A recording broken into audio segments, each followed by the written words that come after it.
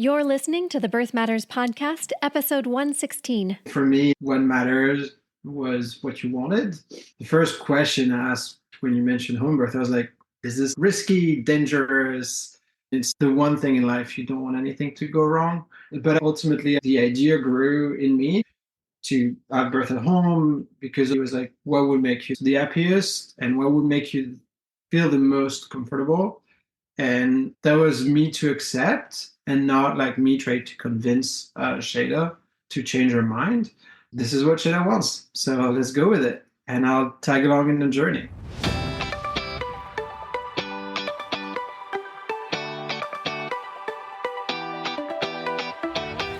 Hey there, and welcome to the Birth Matters Show. I'm your host, Lisa Graves Taylor, founder of Birth Matters NYC and director of East River Doula Collective. I'm a childbirth educator, birth doula, and lactation counselor, and I've been passionately supporting growing families since 2009. This show is here to lessen your overwhelm on the journey into parenthood by equipping and encouraging you with current, best evidence info and soulful interviews with parents and birth pros. Please keep in mind the information on this show is not intended as medical advice or to diagnose or treat any medical conditions. Have you subscribed to the show yet? Please be sure to do that wherever you're listening to this or over at birthmattersshow.com so you don't miss out on anything. In the story we're sharing today, Sheyda and her partner Corentin, who goes by Coco, share their experience of having a home birth for their son, Hugo.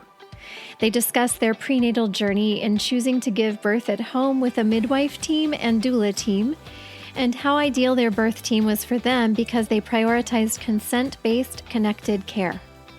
They share how, while the labor and birth went pretty smoothly, Sheyda chose to transfer to the hospital due to heavy bleeding afterwards in order to recover more quickly. Coco reflects on the hours he had alone as a new dad with their newborn while Sheyda was in the hospital for just shy of a day. You'll hear Sheyda and Coco emphasize the value of postpartum support from both friends and professionals such as a postpartum doula and a pelvic floor therapist. Sheyda shares how these experiences inspired her to become a postpartum doula, stressing the significance of emotional and practical support for new parents. Just a quick heads up that there will be just a bit of talk in this episode about postpartum hemorrhage and manual extraction of blood clots after birth. If you prefer to skip these parts of it, you can stop after she talks about pushing positions. However, Sheyda and Coco share all of it in as non-scary a way as possible, including sharing how her midwife calmly laid out her choices and considerations to help her make an informed decision on whether or not to transfer to the hospital. And we're going to go ahead and jump right in. Today, I'm so excited to have former students with me, Sheyda and Coco. Welcome to the show. Thank you. Would you please just take a few moments to introduce yourselves? So my name is Coco or Corentin. I am French. I've been living here in New York for 10 years. And I'm the proud dad of Hugo, who was born on October 2022, the 2nd of October 2022. And I'm Sheyda. And we live in Brooklyn. We've been together for many years. And we were, of course, very excited to expand our family when Hugo came along. And I just want to add that I just got an email from one of Coco's colleagues from a soccer league and looping in. So there's 3 dads total who have taken my class over the last couple of years. And it was so fun to hear how you all had been comparing notes and realized, oh, we all took Birth Matters class at different times. And just like pitching the idea of having at least 2 or maybe all 3 of you dads together for a podcast episode. I'm really hoping that we can do that because it's something that hasn't happened before. And that would be so much fun to have more than one dad and just dads too on the podcast to shoot the breeze and really share some wisdom for expectant dads. And so we'll see if that happens. Stay tuned. Definitely. Let me know. Great. All right. Why don't we jump into anything you would like to share about your conception journey or your prenatal journey? Yeah, I think before getting pregnant, I think the years leading up to like thinking about becoming a parent, I was quite anxious about being pregnant and giving birth particularly. I had a couple of friends who went before me, who I spoke with a lot, asking them a lot of questions. And one in particular had given birth at the Brooklyn Birthing Center, actually. And she told me about hypnobirthing, and she gave me an in to find like a more positive way or a more empowering way to look at birth.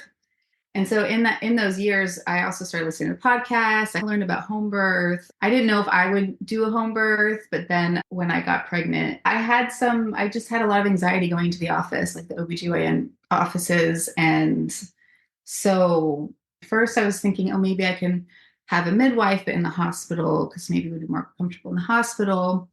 And then we interviewed one independent midwife who delivered at the hospital. And that was really helpful because I think she could tell that I was trying to like make it more like it was obvious I wanted like a physiological birth. I wanted to be undisturbed.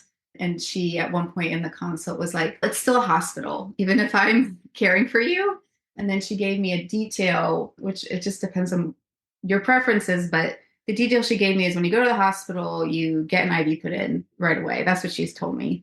And I felt like I just don't want anything that I don't need, basically, for my birth. So yeah, through some of my prenatals at my regular gynecologist office, plus like that conversation, I eventually, one night couldn't sleep, and I just was like, I really want a home birth. And so I told Coco the next day, and he was like, whatever you want, we will do it. What do you think about that part? Yeah, I think for me, it's like what matters was what you wanted. I think it's such an incredible journey, but also a hard one to give birth, like physically speaking and even mentally speaking. So I think going back to the idea of home birth versus like hospital birth, the first question I asked you, I think, when you mentioned home birth, I was like, wait, is this not like risky, dangerous, like this type of things? Because obviously it's really like medicalized, the idea of giving birth. And like, there's so many things that could go wrong when you do all the scenarios. And it's like the one thing in life you don't want anything to go wrong. So it's like, how do you like prepare yourself and make sure like the room is fully padded with everything you can? But I think ultimately the idea grew in me to have birth at home because ultimately it was like, what would make you the happiest and what would make you feel the most comfortable? And that was me to accept and not like me trying to convince Sheyda to change her mind. And I thought this was important. And I think a little thing also I learned with your class, Lisa, down the line was birth is a natural process. And giving birth is a natural process. So why does it need to be fully medicalized? Why does it need to be a doctor that needs to be here when there are people like midwives who are like qualified to do so, and they take all the precaution before to make sure everything is okay and there's no issue. And there's always the possibility to go to the hospital. But I think these two realizations were key for me to be like, okay, it's natural, so let's just do it the most natural way possible because this is what Sheyda wants. So let's go with it. And I'll tag along in the journey. That's such a supportive partner thing to do and pretty uncommon. I've worked with a lot of people where the birthing parent really was like, yeah, I really wanted a home birth, but my partner wasn't on board, which is actually going to will have already aired before this one airs. But the first episode of this fourth season is going to be something along those lines where she actually ended up giving birth in her apartment. I was like, her psyche was not going to have that hospital birth because they had planned it since her husband wasn't comfortable. But then she was like, nope. And it wasn't like a conscious thing. It was a very subconscious, no, my body is just doing this. Yeah. But back to the two of you. Coco, I wonder if, I'm just curious. It sounded like Sheyda just was like, I want to do this. And you were like, sure, I support you. But was there a longer journey where did she explain the reasons or did you do some reading? It was not as easy as her saying, let's do this and say yes. But I think back to what I just said, it's such a toll, like physically and mentally, on her body. And I just know Sheyda. We've been together for 10 years and I just know what she likes and what she dislikes. And physical comfort is something that is so important to her, that knowing that if we were to do this at a hospital, she would be hooked up to an IV and like the machine beeping on and on. I just knew that her mind would not be in the right place for this journey of giving birth to happen how she wanted. So I think on my end, I didn't do much reading. I tend to believe that the medical system is like good, and like the people we work with and we chose were the best we could find. And I think the midwives we work with, Chloe and Sarai, like really awesome in making us comfortable. And we can dive after the day off. I think I've never felt anxious during the day of the birth. I really felt everything was in control at all time. Mm-hmm. Even though there were moments where like I've seen Sheyda in pain and looks on the face that were like, oh my God, what is happening? But I just felt everything was under control, and ultimately, yeah, it was just working as planned, and it was going naturally as planned, even in a small, tiny New York apartment. Yeah, that is a common concern I hear too, is like, our apartment's too small. Oh, that was my first question. I was like, it's true. hang on, you want to put a pool in there? Like, we have what, 600 square feet, top 700. We put a pool. Like, where are we going to do this? How do we arrange everything? And it was just like, don't worry, it's going to happen. We've done it in smaller things. Don't worry about the neighbors. It's New York. Nobody cares. And if they do, one of us will say something. Yeah. So really, yeah, it was not a straightforward journey, but it was not a complicated one either on my end to accept that process. But I caveat the fact that we hid this from our families because we didn't want to make them worry, and we didn't want to have this anxiety looming over us as a cloud of anxiety, being like, oh, are you sure it's safe or stuff like that. Yeah. I think I told my family at some point, but yeah, we kept it to ourselves for a while just because, yeah, a lot of people can have some strong feelings when you share you're going to plan to give birth at home. Oh, yeah. When you're pregnant and planning to do that, you just really don't need to be on the receiving end. I remember once we had some friends over that their immediate reaction when we mentioned it, oh, we're going to do it here at home. It was the stuff that you don't really want to hear. And luckily, Coco took the lead in that conversation. And after that happened, I told him for the rest of the pregnancy, I'm not going to do any education on this. I'll do it afterwards, but not while I'm like preparing myself. That's so wise. Anyone who's thinking about doing a home birth, planning a home birth, listen to that advice. Really be careful about who you share that information with.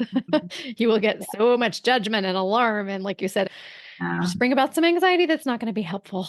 Yeah. And just work. Like you were saying, I don't want to have to educate people on this. No, it's not the time, I think. Now I've done it, so I would love to talk about it. But sure. Not when you don't know how it's going to go yourself and you're about to do it. So do you remember around what point in your pregnancy you made this choice?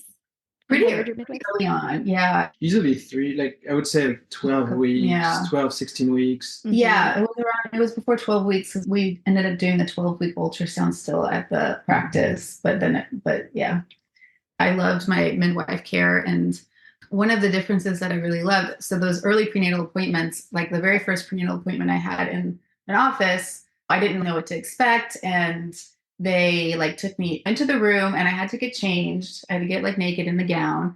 And then I knew that I was only 5 weeks pregnant. They thought I was a little further along because of dating my period. And so they did the ultrasound. I didn't even know I was going back into a room to do an ultrasound. And then they did a vaginal ultrasound.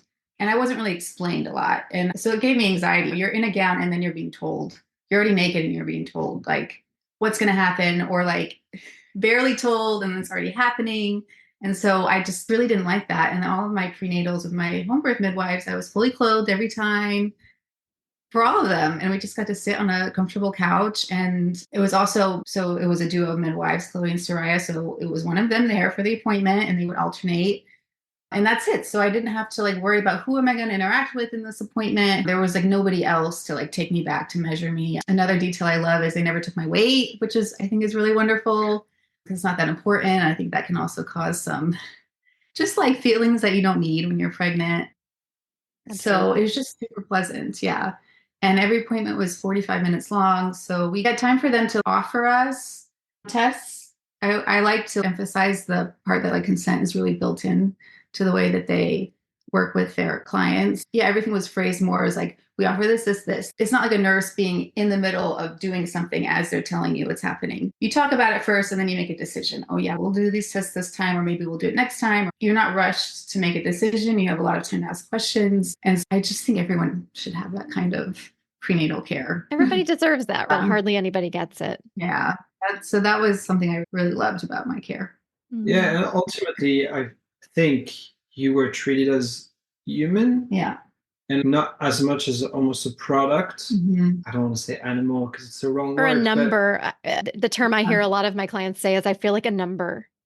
Exactly. So that was like the good parts. Like everything felt natural, questioning, listening to the body, hearing what's happening, but everything in a really natural and human way, which is, it's important, especially like I feel in a city like New York, where connections with people are not that easy often. So feeling that connection, like human connection, when you go for a moment that is so important in your life was key. And even me, I was going to this appointment, I was actually happy to be there. And I didn't feel like the dread of I'm going to a hospital or something like that. So again, it was something for us. We like this way. It's not for everyone. It's not a criticism of one or the other. It's just like the way it was done was really nice for us. And we were really sad after the last postpartum appointment to be like, oh, this is done with you all. Yeah, it was really sad. Yeah. Because they become like family to you, right? Yeah. Yeah. It was lovely working with them. Nice. And then at what point in your pregnancy how did you decide to hire a doula? So I knew for a long time I wanted a doula, just I guess through my friend who had given birth at the birthing center. She had a doula. And I also felt like it's a lot of pressure to put just on the partner to be your emotional support. They've also never been through it before. So why not have somebody who like, this is what they know, be there. They properly know how to support somebody through all the stages. We actually hired our doulas first. It was Sarah Grace and Beth. They were working together. And yeah, when we talked to them, we just felt like they're just really friendly and funny and easy to get along with. So I felt like at ease with them. And then I even got to speak with Sarah Grace when I was picking my midwife, just to bounce my feelings and thoughts. And yeah, so that was also like really amazing to have. I really like the duo format. I feel like you get even extra care, even if one midwife and one doula is at the actual birth. There's so much that happens prenatally and postpartum anyway. So I feel like it was a really good team. Yeah, that's right. And I should have said doulas plural because I was forgetting that you gave birth before Sarah Grace left to go to Yale midwifery school. And I knew that Beth had attended your birth. So forgive me. And I should have said doulas plural. They're so great. Love them. Yeah. I think for the doula perspective, so first of all, shout out to the two of them because they were awesome. So Sarah Grace and Beth, thank you if you ever listened to that. I think on our end, it was actually stressful, the picking of the doula, because we're not really super prepared people. Like we rarely plan in advance. Like you should see our holiday calendar, what it looks like. But I remember it was week 10 or something like that. You started talking about it and we're starting to reach out. You were starting, Sheyda, to reach out to people. And I was like, oh, sorry, I'm fully booked for September, fully booked for October. And we're like, it's smart. Are people like planning to have a doula before even knowing they're pregnant? Experienced ones book out really early. And it was wild. And I think he was adding a little bit of stress at the really beginning. Oh, how are we going to do? We need one. I personally never heard of what a doula was before. So I was like, okay, sure. If you say we need one, then we need one. It is what it is. And I think it made like the finding them really stressful. But yeah, we actually only interviewed two doulas, like one person on their own and then Sarah Grace and Beth. And yeah, we just felt like at the end of it, the conversation with the two of them, it was like, it's pretty obvious that we like them, so we should go with them. And to emphasize what Sheyda said about the duo, I don't know if it's a mind game or something, but it makes it safe to know there are two, because if one is not available, you know the other one will be. You're like pretty sure you will know the people that are going to be there. Yeah, you've built a rapport. Mm-hmm. Yeah. And at any time, should there be any issue, you know somebody will be, like the other one will be here. And you have already talked to that person. So yeah, I think the dynamic for duo was good also for us. Yeah. In knowing ahead of time, because you don't want any unknown in a birth. That's also why you preferred when we were interviewing midwives, Soraya and Chloe, because they were two, working together. And did you go to their office was in Long Island City, right? Did you go to there for all of the appointments, or toward the end, did they come to you? Yeah, I think they did one prenatal at home early on, and then the rest were in their office. Towards the end as well. And then towards the end, back at home. Yeah, I can't remember how many weeks, but yeah, the last, because they see you weekly at the very end. Yeah, and they would come to our home, which is also really nice. Nice. Yeah. And you're in nearby Greenpoint, so it was pretty convenient. What else do you want to share prenatally? Sheyda read a lot of books about birth and everything. I remember on the birth class intake a list, and I was excited. I always love it when clients are coming to class well prepared, well read. Coming into your class. I did read nothing. And that's okay. That's why you came to birth class. I'm sure I would guess. I think it was good for me because I didn't want to think about every possible scenarios. I just wanted to go with the flow, and I'm surrounded by a team I trust, and we're gonna win this together. So I don't need to learn about it because there will be professionals that I trust, and we'll do this together. And then the little cherry on top with your class, where we get some tips and tricks on the day of, before, after. And when we're preparing the interview earlier, she was like, make sure you tell Lisa that you forgot to take your ring, and therefore I crushed your hand. Yeah, he forgot to take his ring off. Which did happen. And in your class, you tell the partners to make sure you take any rings. So to everyone, take your ring off because it hurts. But you didn't get a broken finger, I hope. No. But I was it really hurt. And I was like, all right, the wave is about to be done. The wave is about to be done. Ring off. The other thing that I got a kick out of that you mentioned when you announced the birth to your classmates was, Lisa, we should have listened to you on the tip about covering the penis to not to avoid getting sprayed. It's going to happen though, right? It's inevitable. Yeah. We do what we can and it's inevitable. Yeah. That is correct. Yeah. Was there anything else that you found useful from class, or that you wish you had done that you learned? Prenatally, I was really into hypnobirthing and trying to prepare myself to relax and surrender, which is totally not how labor went for me at all, which I'm glad to know. And then in your class, you said you don't have to like it, you just have to do it. And that was one thing that when you said it in the class, I was like, oh, I like that. And I think that attitude more carried me through than trying to surrender. Right. And then also the low sounds. I really kept that in mind too. You mentioned how when you're vocalizing to try to keep it low, and that definitely helped me. Is there anything else in prenatal journey? And if not, you can just jump into your birth story, and that can even start in the weeks leading up to, or right when it starts, whatever you want. I guess we can just talk about the day, huh? Mm-hmm. Yeah. Yeah. It was a rainy Sunday. It was very cozy. And I woke up around 3 or 4 a.m. and I couldn't really sleep. And now I realize I was having like very little contractions. They felt like period cramps. I remember, I don't know if it was from class or somewhere else, like the idea of maybe take a bath, try to rest. And I took a bath. So 4 or 5 a.m. And I remember in the bath, I could notice, these keep coming back. These like cramp feelings, and then they go away. But I feel like it did relax me a bit. And I tried to go back to bed, but it was pretty hard to sleep. And just to clarify, was this around right after your due date? Is that right? Yeah, it was 2 days after my due date that he was born. Yeah, that this started. Mm-hmm. Yeah. And it was, I remember, just felt good, like cozy. It was, a cozy rainy Sunday. Yeah. And actually on the due dates, your due date, medically speaking, was the September 30th. But like you use like this thing called natural cycle that said you would be on the 2nd. Yeah, that's true. When I use natural cycles. And that's how, so we're going to go back to like prenatally. I went to the doctor and I knew I was 5 weeks pregnant.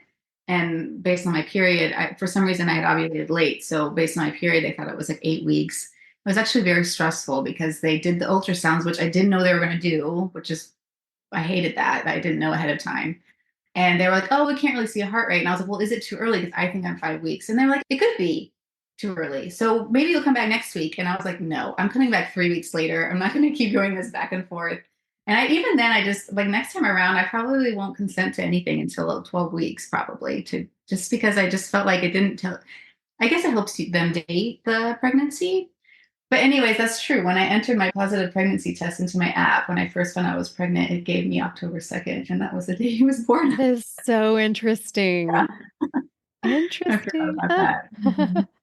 Well, Yeah, so leading up to it, I know like we had shared like September 30th with most of the people around, and like so people had this in mind, oh, it's gonna be this Friday, or like Friday in a week or something like that. And ultimately, I remember you were like, what happens when it happens? And that's In my head, I was going to go past 41 weeks. I was just like, let's not put any pressure.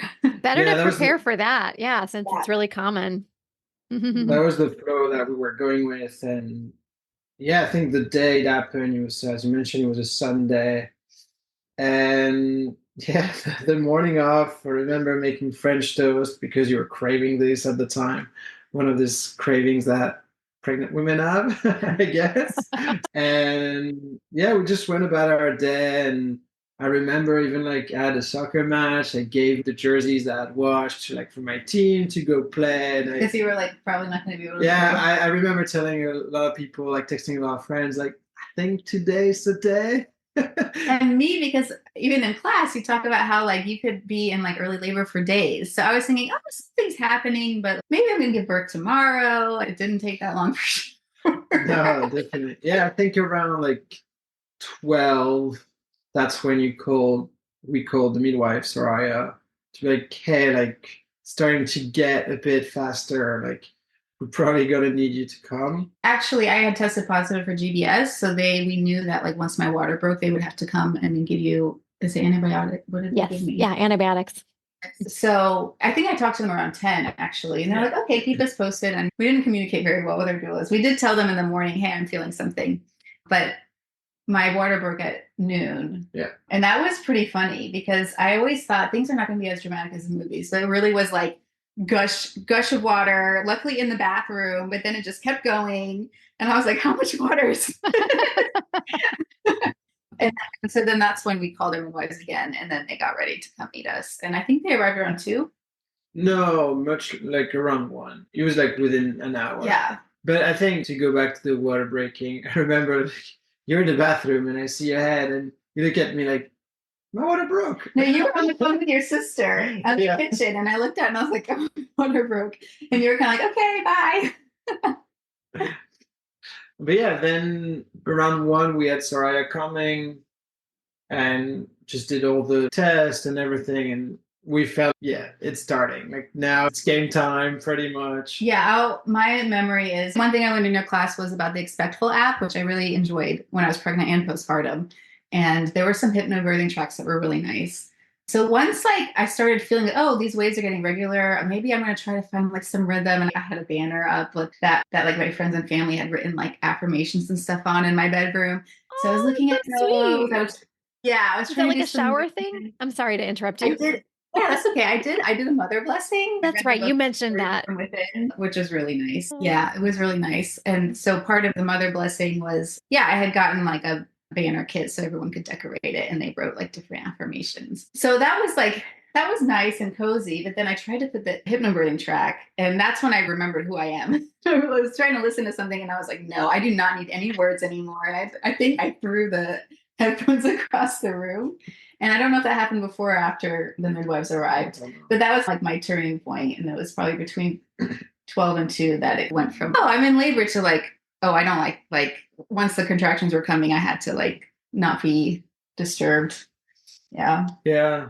And I think overall, like you went pretty fast because then we told Beth that it was really happening. Sorry, I was here. And I remember Beth was like, oh shit, like traffic. Yeah, poor Beth, because we told her in the morning, oh, something's starting. And then because we had home birth midwives and they had to come for the GPS, I think I was like, yeah, it'll happen tomorrow. Totally not in a rush. But because they had to come, luckily, I had to call them to come for that because then it like progressed quickly. So we hadn't talked to their doulas at all. And then I think I was in a state of, oh my God, when is Beth coming here? That Coco was like, okay, Beth, come. Yeah, and she's stuck in traffic. And so I ended up having to do the hips quizzes and things we learned in your class. Didn't remember them quite well, but that makes me wonder if she wasn't at home when you called her, because doesn't she live in your neighborhood? She's not. She does. She's on a prenatal visit. Yeah, that's what I mean by the lack, like silence communication from us. I said we're not good planners. Yeah. Listen. Yeah, I was on hands and knees during contraction. Coco was like squeezing my hips with his legs, and then he was digging his fists into my lower back. And I remember if he would even walk away for a second, I would be like, don't you dare walk away. And our apartment's tiny. And didn't you say you started sweating? So once I could, it was so hard. Like I never put so much strength in my legs ever. It's a good workout, right? The day after, my whole body was sore, and at some point, like when this was happening, I was like pressing, and I was in sweatpants. I was like, okay, it's gonna be a cozy day, and I was sweating so much that I had to change to wear gym shorts. And I was like, don't you dare leave. And you were like trying to change really fast. It took me 20 seconds. That was it. But yeah, so all the pictures of the birth, I mean, gym shorts, which is not the best, but oh well. And I do remember, maybe, do you mention it in your class about how if it takes time for somebody to arrive, just don't tell like the birthing person how far away the doula is or anything? I can't remember. I don't think I've mentioned that. But that's a good tip. So yeah, so Coco was like telling Beth, okay, time to come. And Beth was like, wait, what? So I'd be like, when's Beth coming? And Coco would be like, soon. And I would be like, you're lying. And then hearing the midwives laugh. Soon is generally a good thing in birth in general because we don't know. Yeah. And then Beth, she told me, I talked to her afterwards. She said, yeah, when I walked in, they were putting up the pool, they were putting water in it. You were in the bedroom. So she just let herself in because Coco was with me in the bedroom, and I was like on the floor leaning over my bed, and right when she walked in, she like swooped at eye level, and I was like, I can't do it. And she was like, you're already doing it. And it just gave her like another like breath of fresh air to get you like, okay, let's like find a new rhythm or find something else. So I feel like from that point on, you were more like my birth ball, and she was more like the hip squeezes. Yeah. You have to. You got a break. But did you get to change your sweatpants? I did. I had already done it. Oh, you had. Okay. Okay. But I think that was one thing. I've ended up carrying her, like being in position. I was like, thank God I'm half fit because it was physical for me, and obviously it was physical for you. But yeah, just like being the support and helping with squeezes and such. And I think ultimately, when looking back at the birth and everything, I just feel like I was an integral component of it and not just a bystander. Yeah. Mm-hmm. Exactly. Yeah. Thank you for finishing that sentence. It was good for me. I feel that, I was part of that moment rather than just like watching on the sideline and letting other people do it, which still happen, like I helped with the pool, I helped with the squeeze. But you helped a lot. Food or drinks. That was one thing you mentioned about keeping the person hydrated at all time. Obviously, like at home, there was no IV or anything. So I was like the water carrier the whole time, like following Sheyda with my glass of water and the straw to make sure she would drink. But yeah, the bendy straw was an awesome tip that I still love now to this day, and definitely postpartum too. So during birth and postpartum, that was great. It felt good on my end to just be a full part of the experience. Yeah. There was one point where I guess baby was getting quite low in my pelvis, but I was leaning on Coco's, like my hands are around his neck. And I was just like, nobody taught me this. So that's cool that you get to follow your body. And I didn't actually consciously make the decision either, but I was just squatting up and down, hanging on to Coco for support. So he was squatting up and down with me. I did that. Yeah. And even though I was really like, obviously in it and not feeling great, there was like a piece of my brain thinking, this is pretty funny. We're doing this right now. Just like squatting right next to in our tiny apartment, right next to the bed. And yeah, nobody decided it. It just happened. Yeah. And we did at some point, because obviously Sheyda was loud, of course. Yeah, it was very loud. We did have at some point a neighbor come, but not knocking at the door, just being in the hallway and be like, is everything okay? They were scared, so they didn't want to get all the way up there, but they were scared. That's an unusual New Yorker. Usually everybody just tunes it out. Yeah. Yeah. How long have they lived here? Yeah. It's a small building. It was 6 units. And we saw all of our neighbors. We never really talked to one another, but I think just them hearing like loud yells. Yeah, I wasn't just groaning at that point. I think I was like some contractions, I was yelling, get out, like to the baby, get out. So I feel like I don't know what else that could be somebody suspicious of abuse, maybe. Yeah. Yeah. Okay, interesting. Get out! Eviction notice. Get out now.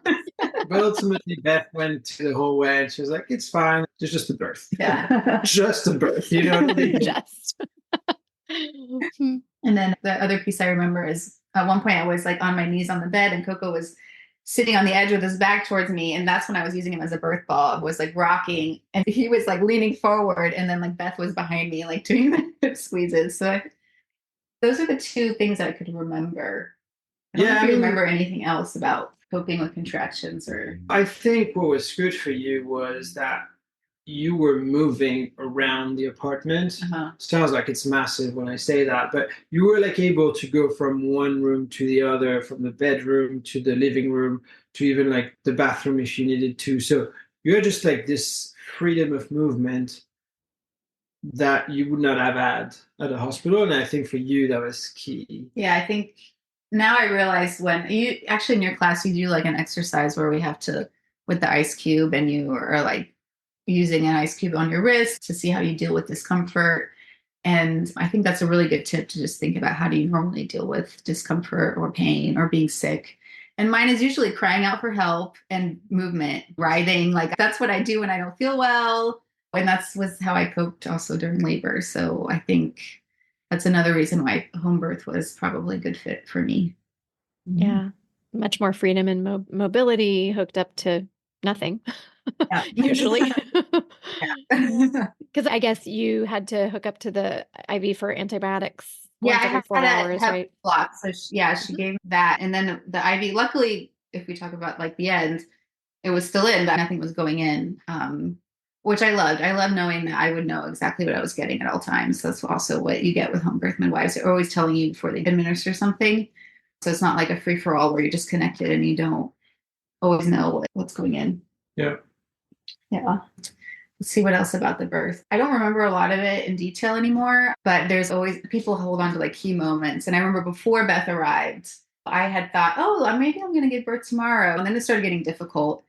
And I told my midwife, oh my God, how can I do this if I already feel this bad? Like it's too early. And she was like, we don't know that it's too early. I haven't checked you. And that was another thing I loved. No cervical checks. I love that. And I didn't have any.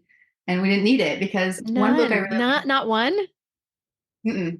Wow, that's so cool. The one thing I like after I gave birth, I reread a bit the book, The Birth Partner, which I think is a really good book that there's a section that shows you like the emotional stages you go in. And I was like, after I gave birth, I reread that and I was like, oh yeah, I definitely went through that emotional stage and that. And so that's also a good gauge where people are in labor. It's just how they're like expressing their feelings. And I think when you start getting doubtful, or if you start getting like, I want this to be over, that's usually meaning like transition is coming. And so, yeah, that's a memory I had. And then another memory I have is that I like to talk about is how incredible the switch was in terms of contractions when it was like more I don't know what stage it's called, but when the cervix is fully dilated. So now your uterus is like pushing down. Yeah, the stage 2.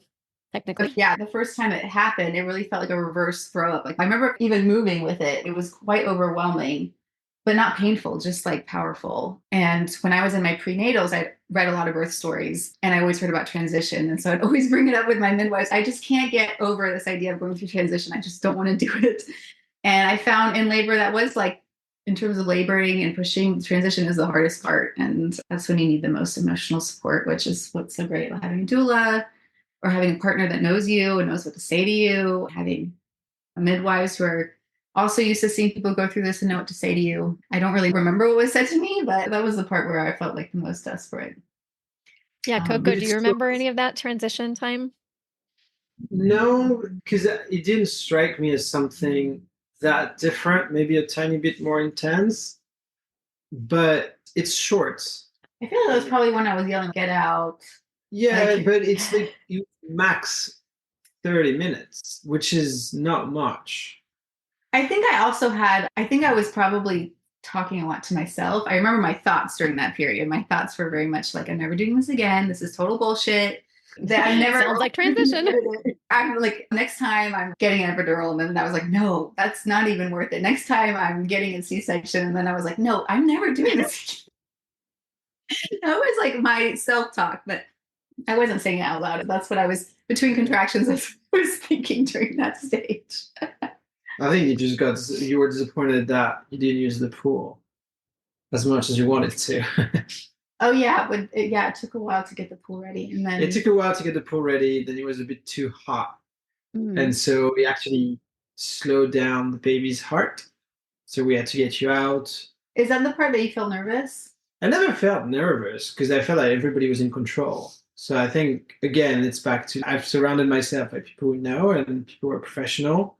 So maybe like in hindsight, it was scary, but I was like, oh, I guess they know what they're doing. Yeah, we had a birth pool that we were going to set up, and I was hoping I love water, so I was hoping I could use that as a coping mechanism. And that's another thing that you're like, oh, the doula's coming, the doula's coming. That's like a little piece of hope. And then, oh, when's the pool ready? When's the pool ready? A little piece of hope, like something will change, something to just change the mood. But I got into the pool, it was too hot, and then pretty soon Soraya was saying that she didn't like the D cells of the baby's heart rate. And as a person giving birth, you just okay, get me out, whatever. You just like get me in another position. I don't care. So I remember just like getting out, and yeah, I didn't get to use it, but in the end, it was okay. Yeah, it was fine. It was just a big pool waiting in the living room. I just was like, I guess all wet. I don't know. I don't really remember details after that, I think. Yeah, all in all, again, it was pretty fast. Your water broke around 11:12, and Hugo was born at 6:34. Yeah. But the contractions started at 4 a.m., right? Yeah, they're like little ones. Yeah. It seems pretty fast overall, like 12 hours. But I don't know. What do I know? Would Sheyda say the same? Yeah, I think it was fast because when my waters broke, I wasn't in any kind of state, like at 12, any kind of desperate state or a lot of pain. I remember afterwards, my midwife came and she like checked the heart rate, and I looked at her and I was like, this just feels like period cramps. Why doesn't people say that? And I would say, yeah, it's like period cramps, and then they just up, up, up, up, up.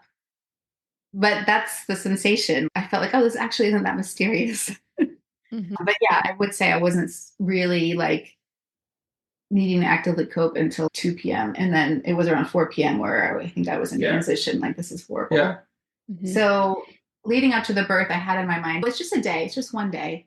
And now I'm like, if I do it again, I'll tell myself it's only a few hours of like actually being really, really, really hard. The rest of it is okay and more than manageable.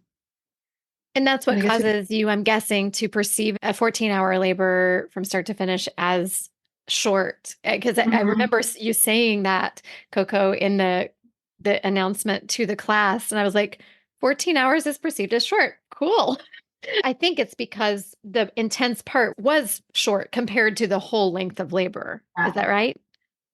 Yeah. Also, and I just know people that have early labor for days. Yeah. Also, maybe because for me, I don't count 4 a.m. as the start. I count like more 11, 12. When the waters broke. Which is when like things got intense. And just 6 hours. Yeah. Maybe like false perception. I was just sleeping at 4 a.m. What do I know? Yeah, I think overall it felt like short for me too. Yeah. It did feel cool. Good. Yeah. And then just like seeing the heads, like seeing just a little part of the head is wild. Like, whoa, something different. And I remember it was a bit hard for you to get the baby out, and you were getting tired. So it was getting not concerning, but it's like, oh, you're gonna get too tired to get Hugo out. And yeah, it was so intense at the moment, like on so many fronts, like mentally, emotionally, the baby's coming. And one thing we didn't mention is that we didn't know the sex of Hugo before he was born. So like he was a total surprise no matter what would arrive.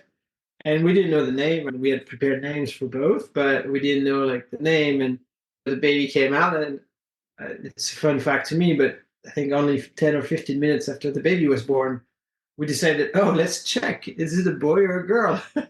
And it was just like really fun to have this moment where like Hugo was on you and I was just next to you. He was dirty, let's be honest. There were as many fluids as you can think of on this bed. But yeah, it was just a surreal moment. I think. Yeah. With pushing, I tried to, from what I had heard or what I read, I tried to breathe through the pushes to try to be gentle with my perineum. But in the end, I also knew that a lot of home births, if they do transfer to the hospital, it's usually because the parent becomes too tired. And I think I pushed at least an hour and a half, not longer. But that's because I was waiting I love that I could wait for each contractions and I could coordinate with the contraction and I would breathe out of my mouth at the same time. But then at some point, our midwife and Coco were like, he's going the same distance forward and back. And I could tell, I actually had a moment where I was like, I'm going to be too tired to push anymore. And so I did end up tearing quite a bit because I switched to the purple pushing. But once I switched, he came out in 2 contractions, the head. And I like to be very candid about even the hard parts. Like I did feel like quite a tear. It was like a snap. And in the moment I didn't care because you also feel the head come out and you're like, thank God that's done.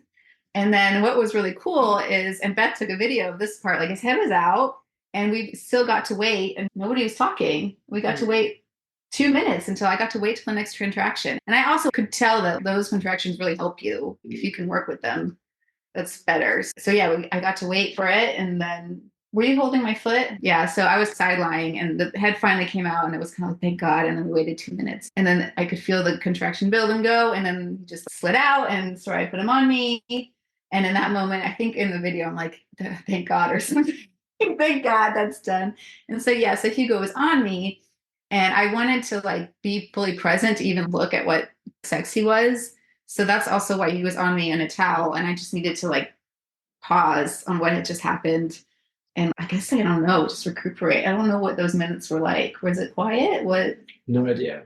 It's just out of this world what's happening. Yeah. So. But then eventually I was like, let's go look. And then I like took a peek and I was like, oh, it's a boy. And have you read about the birth pause? No. Okay. It's a whole thing that people have written about. Yeah. That there's this need to take a breath. And it's also like labor can feel like a long time. And then it feels very sudden for many of us, like the moment that the baby's thrust on our chest or comes to our chest. And we need this just moment. I love that you just brought that up and you hadn't even read about it. Yeah, I hadn't even read about it. Yeah, that's exactly what happened. That's so cool.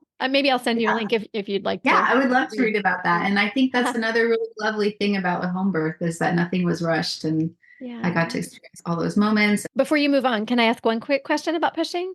So you said side lying was the position in which Hugo was born. Given you pushed for a while, did you try different positions? Pushing stage, I was upright when it started. And then I said, well, maybe like get on the bed. And so I had like one foot against, and that's a good point, maybe like next time around, because I did tear quite badly. And that was my postpartum pain point.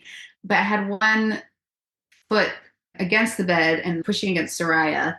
And then my other leg was up and pushing against Hugo. And I think sometimes the assistant, sometimes you were holding that leg. So I feel like my hips had room to move. But yeah, I don't know. But it was a very empowering moment once we switched and it felt like this baby needs to come out now. I remember like the contraction would come and I would push. And I really was like, I can't push anymore. And I still dig and push more. And that was something that really stuck with me immediately after giving birth. That dig deep. I've never had to dig that deep before. Not in any workout, not in anything did I have to dig that deep. And it just felt like you just feel like Superwoman after giving birth because you are like, you just don't realize what you're capable of. And then you're like, what? And then you're like, so many people do this. Like, why is this not celebrated? Right? Totally. Right there with you. Yeah. So anyway, you were going to go on after birth. To the like kind of immediate postpartum. So Hugo was on my chest, and I think we tried to let him do the breast crawl, but part of the complication is that I started hemorrhaging. And so like Soraya was going through all the different things to give me. And do you remember if it was Pitocin or Cytotec or what? And it's okay if you don't. Yeah. Did she give me a shot? I mean, I also had the IV, like the Hep block already in, which was good. She gave me like shepherd's purse. She gave, I think there was a suppository. Herbs. Yeah. Uh-huh. Yeah. And I think Pitocin, I just don't remember like how it's a shot would be Pitocin, suppository, probably Cytotec. Yeah, I don't remember, but it wasn't stopping. But you said that it didn't look like a lot, but it just wasn't stopping. Yeah. And it's again, like to what I said before, like in hindsight, it may be really scary. Like she was hemorrhaging, but I just felt everything was in control. Nobody was worried. Like I also knew that's like a common thing that wives are ready for. So it wasn't like but you still ended up at the hospital afterwards. So but I chose to. Yeah, of course. Yeah, I chose to. But yeah, it just everything just felt in control. Yeah, I could tell I was feeling weak, and I'm pretty sensitive to like how my body feels. So I was more like just saying, hey, I still don't feel good. Hey, still don't feel good. That's just how I am. I just can start communicating a lot if I don't feel well. Good for you. I was through all the like things to do. And then eventually there was a medication through the IV that she gave me that stopped it. And then another hard point. So the whole time she was going through to stop the hemorrhage, I knew, like, I was like, everyone here's going to take care of it. There's nothing for me to do. I remember feeling there's nothing for me to do but rest. But she also had, this was actually really painful. And something I didn't know about, but she went through my cervix. So this is the first and like only time she ever went into my cervix, but she got the blood clots out. And that was horrible. And I did yell a lot for it. And I feel like that's one of my more traumatic pieces of the birth. Yeah. It is. From the outside, it looked not good. Yeah. Yeah. And I remember also feeling like I'm getting too tired. Like Hugo hadn't latched yet. So then they let him, like, we did side lying. But we had several hours at home before I decided to go to the hospital. Yeah, I think he went to the hospital around 9:30. Yeah. So it's about 3 hours between the moment he was born and the time he went to the hospital. Yeah, I think because I had lost blood and I felt so lightheaded, I explain it as I think that's probably where I got out of my comfort zone. So I didn't need to go to the hospital, but I think Soraya heard me. I kept talking about how I was feeling, even though the hemorrhage had ended. And so she's like, well, if you want, you can go to the hospital and maybe they would give you blood. And if they gave you blood, you'd feel better sooner, or you'll feel better in about 2 weeks. And so at that time, I just said, okay, I want to go to the hospital. And I think that's the good thing about the home birth or midwife model is that you can use the hospital if you need it. And because I toured quite a lot, it was good that I went to the hospital because they did the stitches there. And I think home birth midwives are ready to do stitches, but I think that degree was better in the hospital. And that was a wonderful part of having a doula and a home birth midwife because they really took care of us during that period as well. Yeah. But even before going to the hospital, I remember, so like the ambulance came, but also the fire department. Came, all these people were in these tiny apartments. It feels a little bit like overkill, maybe. Yeah. I don't know why the fire department showed up, but I remember they were so like out of touch of what was happening. I remember a bunch of big firefighter dudes coming in and they were like talking about, how much is the apartment? How much is the rent here? And it was like, yeah, it was not the time. Yeah, I don't know what they were doing here, but and then the ambulance came, and apparently the guy from the ambulance was really hot. Oh yeah, me and Beth talked later about the hot one. Yeah, oh yeah, we both had the thought. I remember thinking, oh my god, this do not look good right now. That is hilarious. Yeah, but there were two that were really kind that more dealt with. I think the ambulance people were good. Yeah. Like the firefighters, they were here, but I don't know what for. They were here. They didn't know what they were there for. To find out the rent. Yeah, it's crazy because like all of this happened.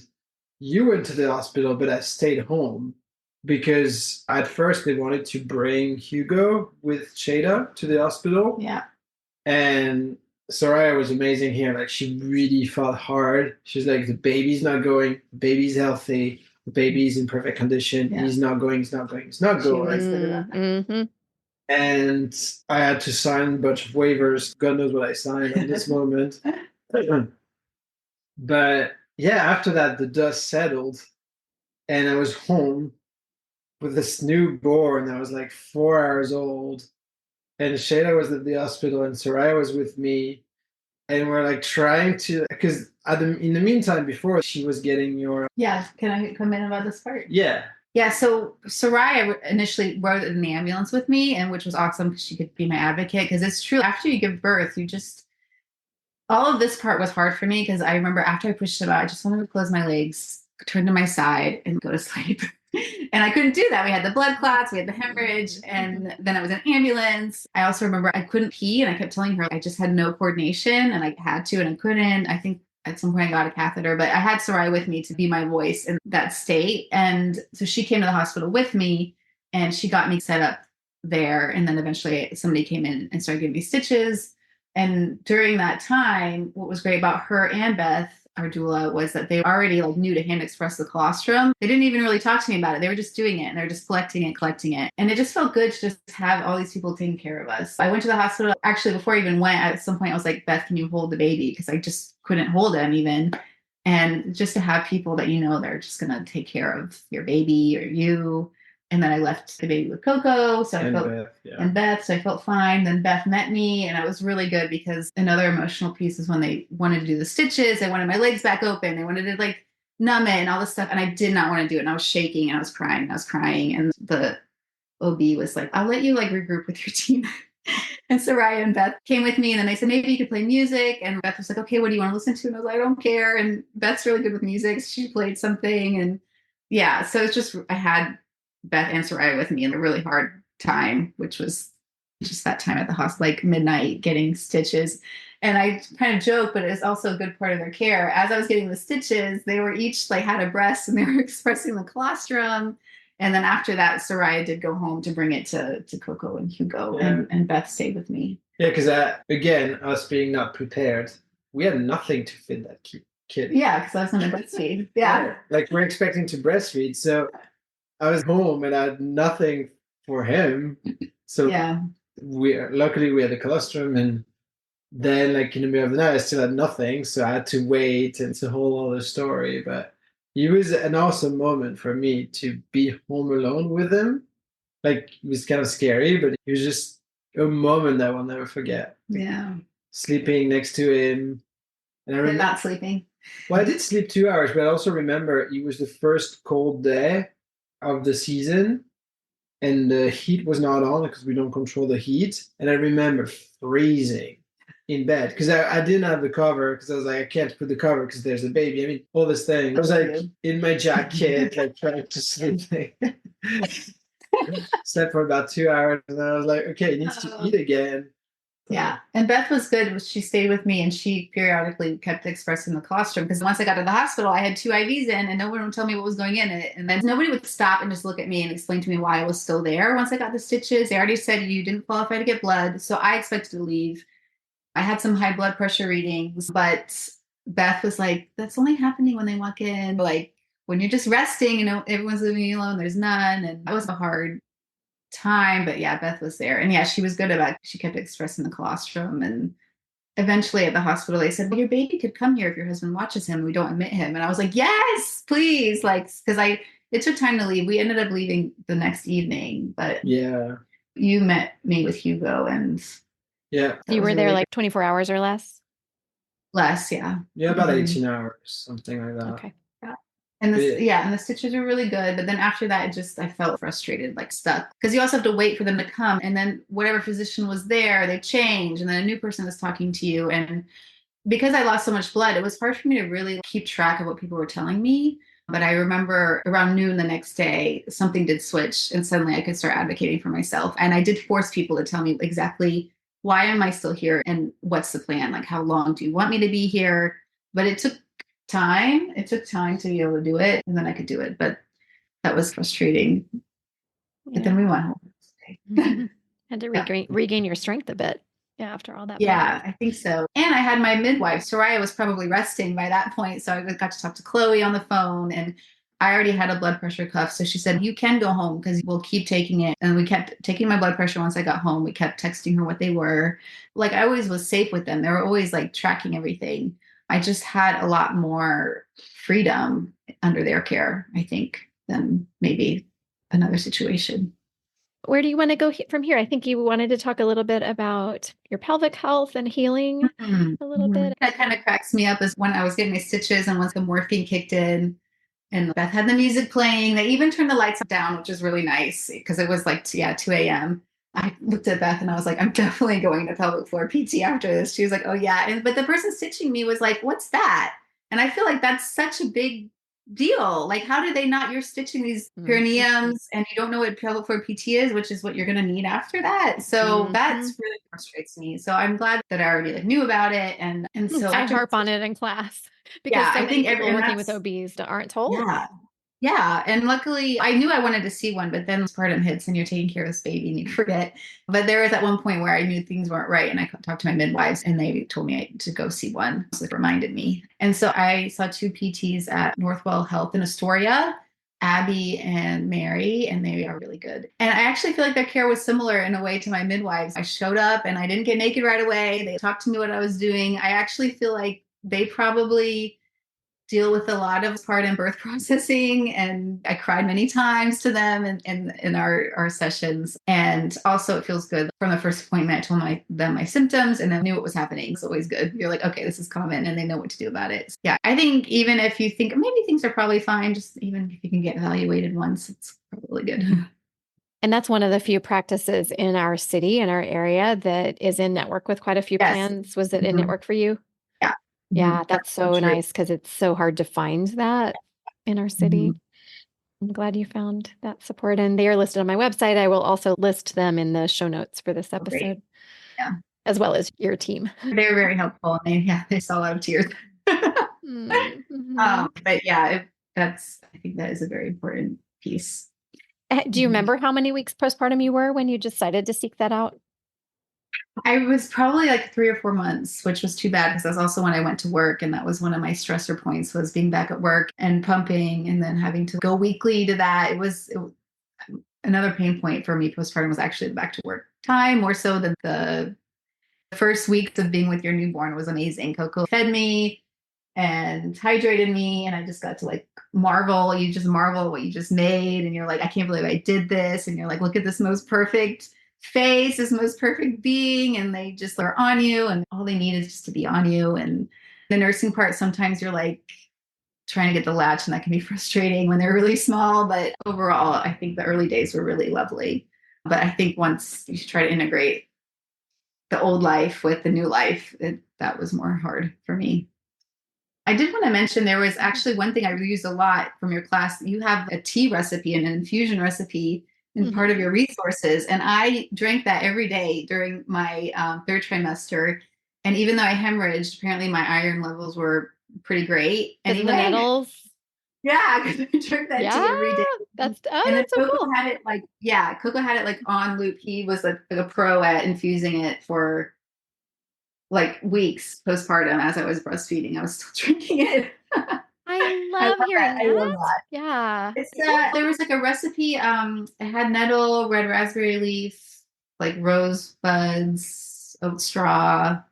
I don't remember what else, but yeah, it has all those things. So I bought all of those ingredients, and I learned about an infusion is like you have it in the hot water for 4+ hours. So we just had that on loop. Coco was just always making it for me.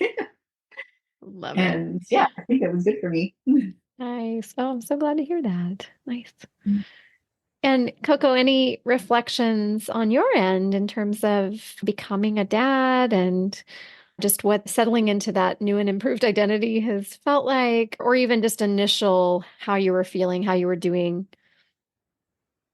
Yeah, I think the first 30 days, like my take on it was like it was important to just be the two of us, even though there are a lot of things that need to be done and need to be taken care of. If anyone can take that moment for yourself, especially for your first child, because we only happen once, that you're just the two of us and this newborn. And it's just an interesting moment where you do nothing if you can afford to do nothing, and you just take care of this person. And I was taking care of Sheyda anyway, to be honest.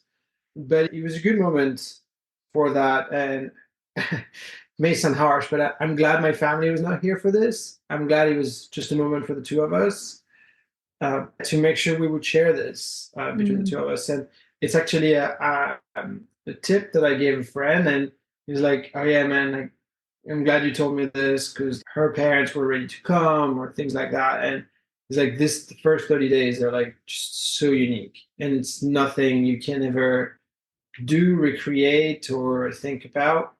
And it's like this moment of bliss where nothing matters except your little one.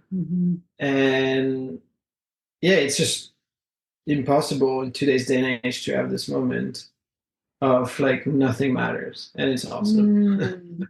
So yeah, like true pause, and it's a time to integrate what just happened. Yeah.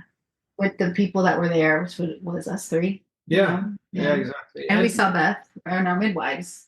Yeah, exactly. And it's a moment where you just do things and you don't think. Do the and basics. it feels good to not think. You just brewing tea, making food. Yeah, I mean, plates. Changing diapers. Yeah, people are like, yeah, diapers are awful. It's just a task at the end of the day. Like, it's just a 30-second, like 2 minutes at first, and then it gets better. But it's just a task, and you see this little thing like growing, and you're like, wow, this is just crazy. So yeah, and about being a dad, I felt maybe we should have mentioned this at the really beginning, but we are both in our mid-30s, and we've been together like close to 10 years by the time we had Hugo. We just felt ready. And it was not a surprise when we learned about it. It was not a surprise when it happened, because I think we had lived our life without a kid before, and we're ready for the next phase. So I think for me, becoming a dad has not been that different, because I just felt I was ready. And ultimately, that was the good part of it. I don't regret my old life. I don't feel I'm missing out on anything. It's just, a chapter of the book. Yeah. Thank you for sharing all the details of that, because everyone's experience is so different, and many pregnancies are unexpected, unplanned, and that can absolutely affect how it feels to become a parent and that whole journey. I'm curious about, it's unusual, Coco, the fact that you were with your son, you were the primary caregiver for those first almost a day. Do you feel like it really helped you bond with him, or was it overshadowed by the concern for your beloved, for Sheyda, or what are your thoughts on that? Yeah, I am so sorry, but I did not care about Sheyda at this moment.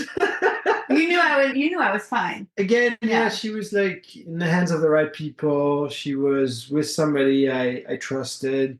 So I didn't feel any concern. I really didn't think about anything except taking care of Hugo. Because you had to, out of necessity. Yeah. What's right in front of you? Who's right in front of you? That makes sense. I know many people told me after, like, weren't you concerned? Did you know what to do? Absolutely not. I had no clue what I was doing or what to do, but you just figure it out, to be honest. And that's the story of becoming a parent. It's just you figure shit out. Absolutely. There's a mantra. You figure shit out. Yeah. I think, I don't know if it created something between him and I doubt so, but I felt a special moment, especially as the dad, and now I see it that he's much more about Sheyda, and he wants mom because mom feeds him. Mom has the breast milk that is so delicious. And sometimes I'm like, what about me? So it's nice that I had this moment, and I will forever remember it, especially like this moment at 5 a.m. where there's no colostrum in sight because I used it all at 4 a.m. and I still need to feed him at 6 a.m. So I scramble to call two friends that live around, and one of them manages to pick up and go through 5 different pharmacies to find some formula for me. It just comes and he sees me with my newborn. He's like, what is happening? What is this life that you're in? So it's just, it's such a cool moment. And one thing also is that who was this person that came? And Beth actually contacted an old client who lived in the neighborhood who had breast milk, and she brought some to Oh, you. that's Never on breast milk in the freezer. Yeah. that's so great. Because I was thinking, like, feels like it would have been impossible, given the baby has to feed every 2 to 3 hours, and you're over at the hospital, to be able to express everything that the baby needed and constantly be running back and forth. Yeah. Yeah. So thank you for answering that question I had. Yeah, so Beth actually reached out to one of her former clients, and this person, I think her son was like around 1 year old, something along those lines. And she came, and he was so nice. I remember it was 9 a.m. I looked like probably nothing. I had taken a shower because a friend who has 2 kids was like, just take a shower, I'll take care of your son. Like, I've done this before, I know how to do. And then she came and she handed me this bag, and she's like, I made a little chili for you. And I was like, this is so nice. Nice. This is so nice. And yeah, she gave us obviously the bag of milk. So yeah, it's just this moments early on. I was like, don't know what to do, don't know what's going to happen, but you just do it. All those little moments of care just mean a lot. Yeah, it does. Yeah. And we never heard about this woman ever again. And yeah. But a lot of the things that make me sentimental thinking about his birthday is like the little things that like Beth or Soraya did for us, or that you did for me, or you did for Hugo. Yeah. Any of those things are just really meaningful in that. Yeah. Yeah. Did you want to talk at all about how you decided to become a postpartum doula? Yeah. So one thing that I really liked from working with my home birth midwives is so Soraya did the birth, but then Chloe came on like day 2 or day 3. Basically, I came home from the hospital. The next day she was there, and she like checked on the latch and checked on me. And I know a lot of people don't have that. I did a lactation training over the summer. So that's one piece of care that I think everyone should get, is somebody in their home checking on them, checking on the baby, checking on how the feeding's going, but just like going to you instead of somebody who just gave birth having to go to somebody's office. So I really loved that. And then, yeah, it was hard for me when I went back to work full time, 4 months postpartum. And during that time, I didn't want to hire a nanny, but I didn't want Hugo to go to daycare like 5 days a week at 4 months old. That felt really abrupt and intense to me to be that separated. So I had a lot of feelings around this. I remember at the time I felt like either Hugo and I are together, but we're isolated, or we're out in the world, but we're separate. And that was really painful. So I tried to find ways to make it work. So he went to daycare 3 days a week when I was in the office. And then on Thursdays, I was working from home. And I ended up working with one of your other doulas, Emmy. She came to watch Hugo while I was working. And so that was really nice. And then on Fridays, we both worked from home and like juggled Hugo care. So I tried to find a way to have him experience daycare, but try to minimize that separation in some way. And so, yeah, I got to talk to Emmy a lot about my birth. I talked to her about it like every week that she came. I was talking about my birth, or I was talking about how I felt about going back to work. And she like really came into my life at the perfect time and really supported me. And because I was already like a birth nerd later, and then I just had I just felt all the like emotional care that I needed after I gave birth, and I was adjusting to this new identity as a parent. Like the first few weeks are really magical, but after that, it can feel like a grind, especially when your partner goes back to work. People forget about you. Everyone's at work. And then you're like alone with the baby. Sometimes it's hard to get out the door because maybe you're ready, but then pooped again, and then you have to like start over. It's just like a lot. And in going through that, and then going through transitioning back to work, trying to pump back at work, and all my conversations with Emmy, it made me feel like I would love to actually be a part of the society in a different way instead of being at the office.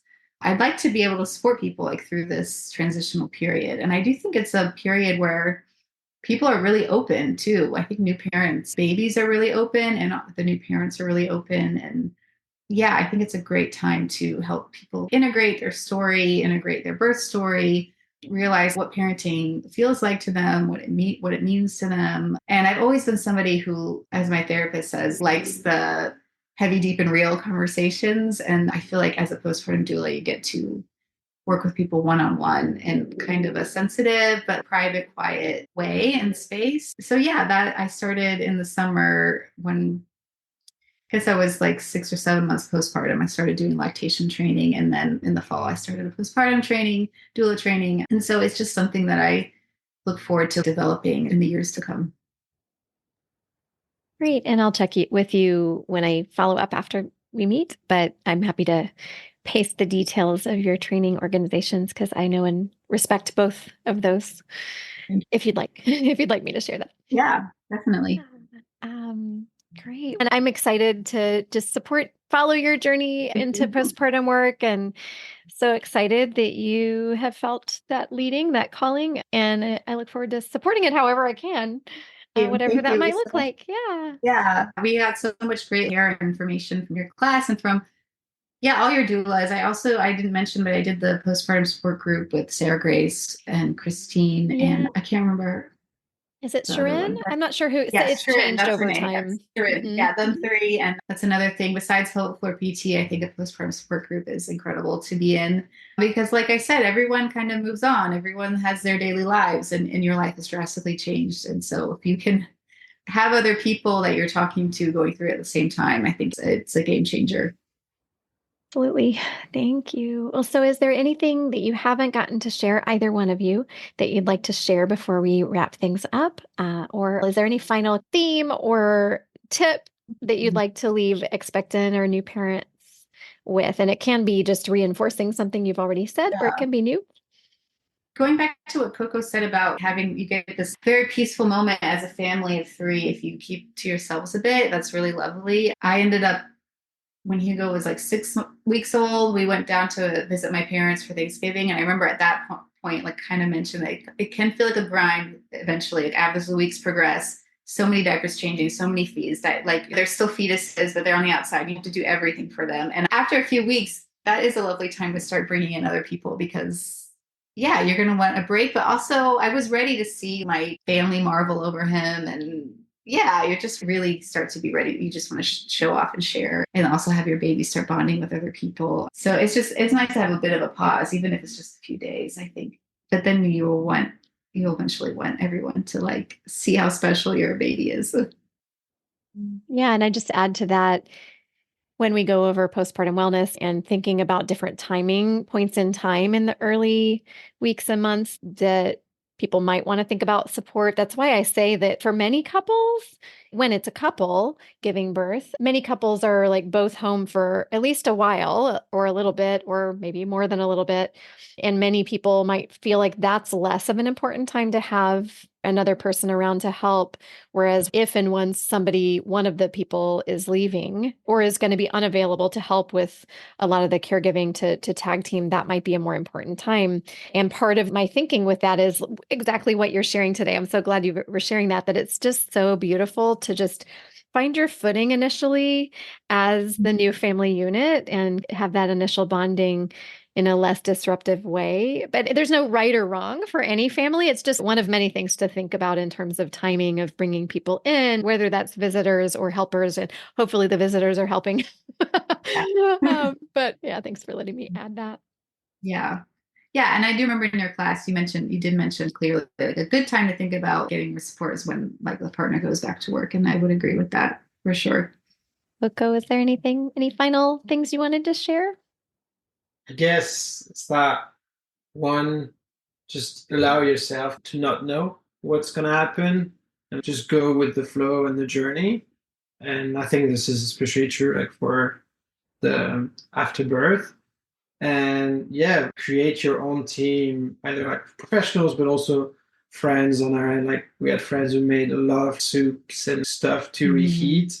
And that was so nice to not have to think about cooking for the first few weeks. So just find your team and surround yourself by the people who care about you and can help you. And as you said, if you have visitors, they must be helpers. They cannot just be visitors. And I think that's key. Thank you so much. It's so good to see you again. It's great to see you and hear all of these details, more than just the paragraph or two that I had heard. Yeah, thanks a lot for letting us share it. Yeah, what I wanted to add, one thing we're sad about is we didn't see all the updates of all the babies that were in our class. And we're a bit sad not to know because people just didn't reply all. Yeah. Oh, I always hope everybody will. Some groups, every single couple does. And then other groups, it's kind of more haphazard. Just depends. Yeah, it was weird. I think we only saw one or two. 2 or 3, I thought. Yeah. I saw a few, but And I was like, oh, I wish like I known the names and stuff. yeah, like that. you want to know what happened. You want to know, what baby came out. Yeah. I remember one was the one that was like much further advanced in her pregnancy. Yeah. And the second one, I remember the couple, but yeah, we only had 2. Yeah. And here's an idea. You could encourage, in May, we'll be having our next reunion, and you could always go back to that email and say, hey, we missed hearing from some of you. Let's all meet up in Astoria Park. Yeah. That's my suggestion. Yeah, that's a good idea. Yeah. It would be funny to see all these toddlers running around. Yeah, it would be fun. Sometimes we do have people coming more than a year after they've given birth, and it's always so much fun. Yeah, that's fun. Yeah. All right. Well, thanks again. Appreciate it. Have a good one. Lisa. Yeah, thank you. Lisa. Bye. If you're considering a home birth, it's not just the birth giver who needs to be on board, but if there's an involved partner and or anyone who's going to provide labor support needs to be fully on board with it as well. I loved Coco's selfless perspective in this, the mindful acknowledgement that Sheyda was going to be the one having to do all the physical work and that she should be in whatever environment made her feel most comfortable. I also just want to echo the idea that you need to be judicious in deciding with whom you'll share your planning to give birth at home if you choose this setting. It can cause a lot of unhelpful opinions and fear to enter your psyche if you share with many people who are unfamiliar with this birth setting, particularly in our culture in which nearly everyone gives birth with a doctor in a hospital. Now, I'm guessing that many of you might have questions or concerns about home birth. We'd love to hear any of it. You're welcome to email us at podcast@birthmattersnyc.com or DM us on Instagram at birthmattersnyc. And coming up in our next episode, I'll be interviewing one of Sheyda's home birth midwives, Soraya, about the safety of home birth, because the safety part is one of people's biggest common concerns. So I wanted to share a bit of learning on this. Here's a sneak peek. We approach every patient as having had some kind of trauma, even if they didn't. That's just the kind of atmosphere we create.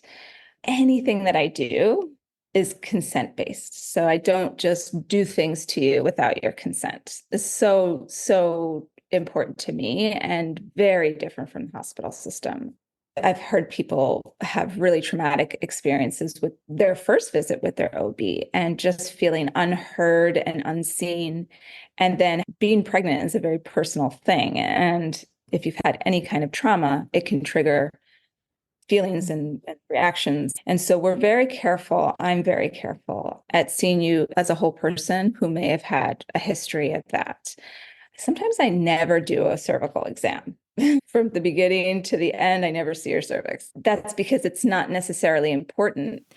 Sheyda mentioned today that a phrase that came back to her from birth class in the more challenging parts of labor was, "You don't have to like it, you just have to do it." So this is the phrase I'll leave you with today to meditate on.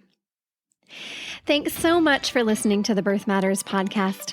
Remember that if you need birth classes or doula support, we'd be honored to help support you in your journey. Just visit birthmattersnyc.com. Wishing you all good things today, and we'll see you next time.